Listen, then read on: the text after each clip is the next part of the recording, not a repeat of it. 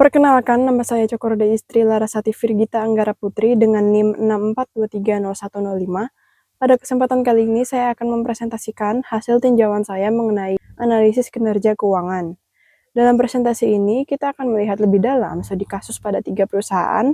Namun, fokus utama data yang akan saya paparkan hari ini adalah PT AKR Korporindo Tbk atau AKRA dan PT Bank Victoria International Tbk atau BVIC. Sebelum menganalisis lebih dalam, mari kita pahami dulu konsep dasar dari analisis kinerja keuangan melalui pendekatan 5W1H. Yang pertama, apa itu analisis kinerja keuangan? Ini adalah proses evaluasi kondisi keuangan dan operasional perusahaan.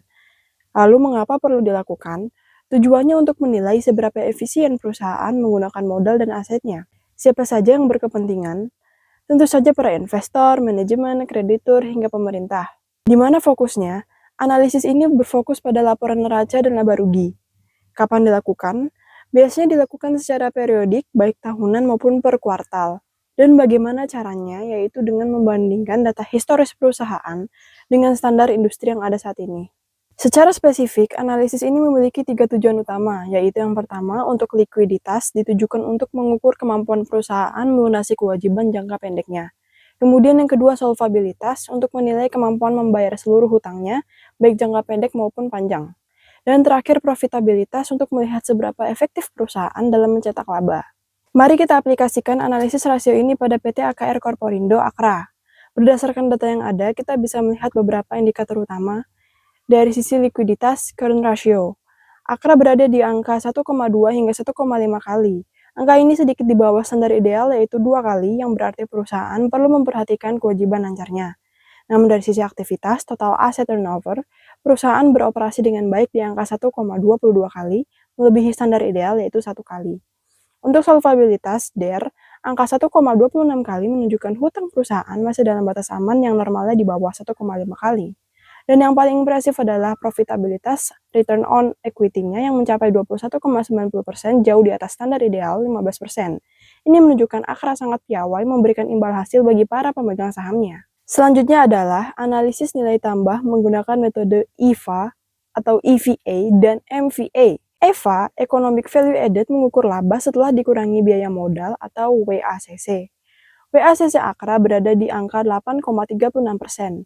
Hasil EVA AKRA menunjukkan angka positif sebesar 842,2 miliar rupiah yang artinya manajemen sukses menciptakan nilai ekonomis yang nyata. Sementara itu untuk MVA, Market Value Added, AKRA sangat fantastis, mencapai 588,45 triliun rupiah.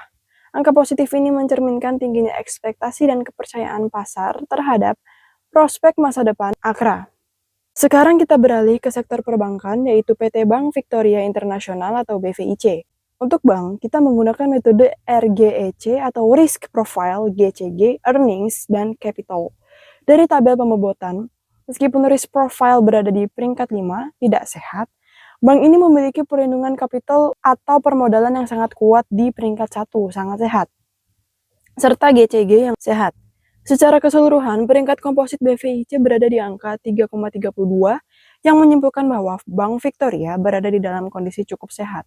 Kembali ke PT AKRA, kita juga melakukan analisis kebangkrutan. Ada 3 metode umum yaitu Altman Z-Score, Springate, dan Smiejowski. Pada tabel kita bisa melihat komponen rasio yang membentuk penilaian ini. Misalnya efisiensi operasional EBIT yang kuat di angka 3,3 dan nilai pasar market value equity di 0,6.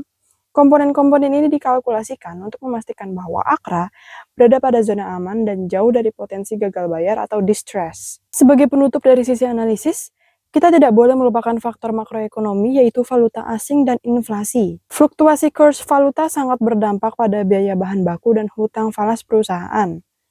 Untuk memitigasinya, perusahaan biasanya menggunakan teknik hedging, sementara inflasi berdampak pada naiknya biaya operasional dan turunnya daya beli.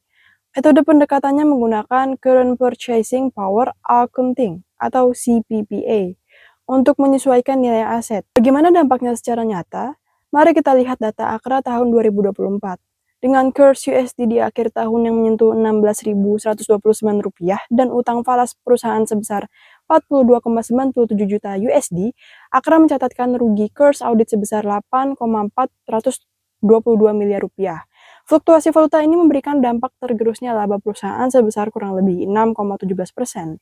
Hal ini membuktikan bahwa manajemen risiko valuta sangat krusial bagi perusahaan berkaliber internasional seperti Akra. Sebagai kesimpulan, kinerja keuangan sebuah perusahaan tidak hanya dinilai dari seberapa besar laba yang dihasilkan, tetapi juga dari seberapa baik mereka mengelola hutang, merespons pasar, dan bertahan dari gempuran makroekonomi seperti inflasi dan nilai tukar. Demikian presentasi dari saya mengenai analisis kinerja keuangan. Terima kasih atas perhatiannya dan juga sudah klik video ini. Wassalamualaikum warahmatullahi wabarakatuh. Selamat pagi, selamat sore, dan selamat malam.